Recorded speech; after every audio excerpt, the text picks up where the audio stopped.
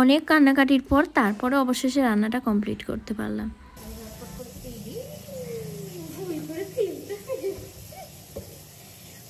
Hello everyone, welcome to Tinnimoni's family blog. সকালবেলা চলে এসেছি আমি ঠাকুর ঘরে। এখানে যেহেতু অম্বুবাচী পড়ে গেছে, কালী ঠাকুরগুলো সব ঢাকা দেওয়া। সকালবেলা এসে আগে ঠাকুরঘর পরিষ্কার করে দিন শুরু করি, গোপালকে তোলা, জপ করা এগুলো। আর মা দেখো এখানে সব গাছের পরিচর্যা করছে। মা একটু গাছপালা খুব ভালোবাসে, সমস্ত গাছ মা ও বাড়িতেও রেখেছিল, ওখান থেকে সব টোটো করে আনা হয়েছে। কিছু কিছু গাছ বসানো হয়েছে, তিন্নি তো সব ভেঙে দিচ্ছে, ও প্রচুর উৎপাত করে। তো সকালবেলা মা সব গাছগুলো পরিষ্কার করা, জল দেওয়া এইসবগুলো করছিল। তারপর আমার ছোটো মেয়ের ক্লাস ছিল, মা ওকে নিয়ে যাবে, তো ওরা বেরিয়ে গেল জলখাবার টলখাবার বানিয়ে নিয়ে। তারপর একদম সোজা দুপুরের রান্না বসিয়ে দিলাম। তিন্নিকে নিয়ে মা গেছে, ও বাড়ি গেল, বাড়ি যাবে, ওখানে কিছুক্ষণ পার্লারটা খুলে রাখবে, তারপর বাড়ি চলে আসবে। আর ওর আজকে অ্যাবাকাসের ক্লাস থাকে, সেই জন্য মা গেছে। আমি এদিকে টুকটাক কাজগুলো করে নিচ্ছি। রবিবার মানে একটু রান্না বান্না ঝামেলা আছে।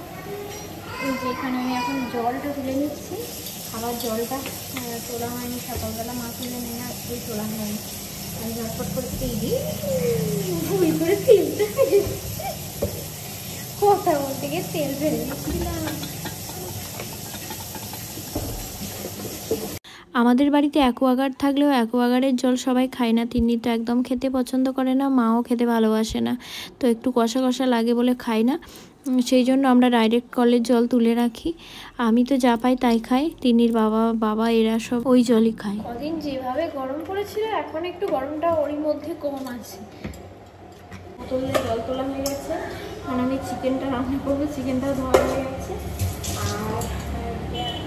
আর তারপরে মুন্নিকে খাইয়েটাই দিয়ে আমি এখানে রান্নার জোগাড় করতে বসে গেছি। তিনিও তাড়াতাড়ি চলে আসবে, সকালবেলা সেরকম কিছু খেয়ে যায়নি, হালকা খেয়ে গেছে, সেই জন্য ঝটপট করে রান্নাটাও বসিয়ে দিলাম। তো এখানে আগে পেঁয়াজটা কেটে নিচ্ছি। তোমরা এখানে ভাবতেই পারো যে পেঁয়াজ কাটছে রান্না করছে, সেখানে ভিডিও দিচ্ছে, কিন্তু আমরা যারা ডেলি ব্লগ বানাই তাদের এত কাজের মাঝখানেও ভিডিওকে ধরে রাখা, ভিডিও করা, তার সাথে সেটাকে এডিট করে সবার কাছে সুন্দরভাবে প্রেজেন্ট করা, এটা অনেকটা টাফ। এটা কিন্তু সবাই ইচ্ছা করলেও পারে না। তো অনেক কষ্টের পর আমরা ভিডিও বানাই।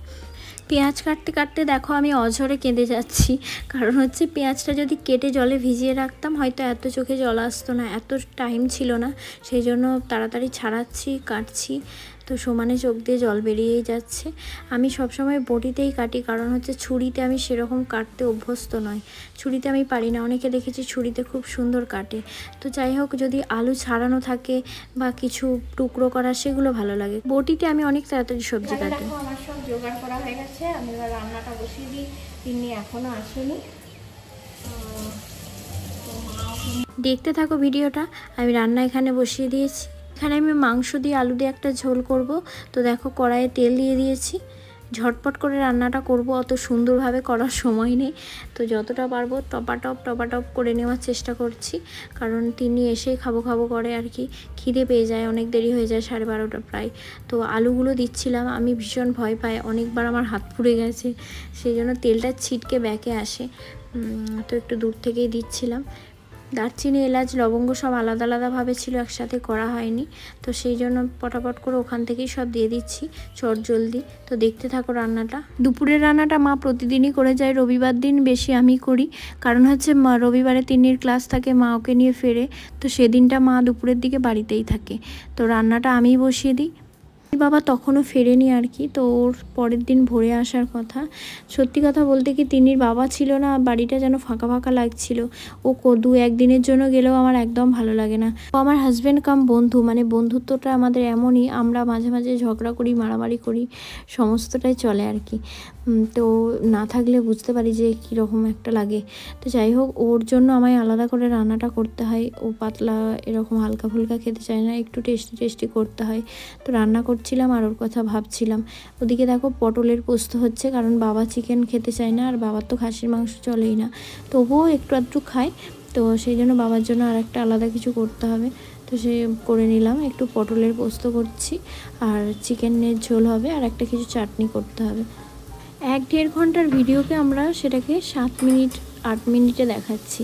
সেটাকে এডিট করে ছোট করা করা মানে অনেক ঝামেলা থাকে। তো দেখো আমি এদিকে রান্নাটা ভালো করে মাংসটা কষিয়ে নিচ্ছি। পটলটা একদিকে ভাজতে দিয়ে দিয়েছি, আর তার আগে মাংসের আলুগুলো করে নিয়েছি। তো কথা বলতে বলতে তিন্নিও এসে গেছে। আমার তিন্নি বুড়ি এসে গেছে। তুমি একবার খেয়ে নিয়েছো তাই তো? এদিকে দেখো আমার রান্নাটাও হয়ে গেছে। পটল পোস্ত, আমরা চাটনি আর চিকেন, এদিকে ভাতটা হচ্ছে। এখন দেখো ঘড়িতে 10টা মতো বাজে। সারাদিন আর ভিডিও করার সময় হয়নি। দুপুরবেলা ভিডিও এডিট করছিলাম, আর সন্ধ্যের দিকে তিন্নিকে পড়াতে বসেছিলাম। আজকে মা বাড়িতে আছে, সন্ধ্যে টন্ধে দিয়ে দিয়েছিল। আর রাতে এই যে এখন একটু লাইভে ছিলাম, তো সেই জন্য আর এরপর আর কোনো ভিডিও করা হয়নি। তো বাবা আজকে ভোরবেলায় চলে আসবে। ও ট্রেনে চেপে পড়েছে, 3:30টার সময় বর্ধমানে নামবে। তো তো ও এলে এবার ও কি নিয়ে আসছে না আসছে তো পরের ব্লগে তোমাদের সাথে শেয়ার করব। সব কিছু শেষে এবার গপু সোনাকে শয়ন দেব। চলে এসছি, এবার আমাদের গপুকে শোয়াবো। তো দেখো এখানে গপুর খাবারটা নামিয়ে দিচ্ছি। সন্ধ্যেবেলা ভোগ দিয়েছিলাম। আমার গপু সোনা একটু, এবার গপু সোনার জামাটা একটু খুলে শোয়াবো। চলো আসছি। তো এখানে দেখো আমাদের কানু গপুকে আমরা একদম হালকা ড্রেস করে শুইয়ে দিয়েছি। মশারির মধ্যে আর শোয়াচ্ছি না এত গরমের মধ্যে। আজকের ব্লগটা কেমন লাগলো জানাবে। দেখা হচ্ছে নেক্সট ভিডিওতে। সবাই ভালো থাকবেন, সুস্থ থাকবেন।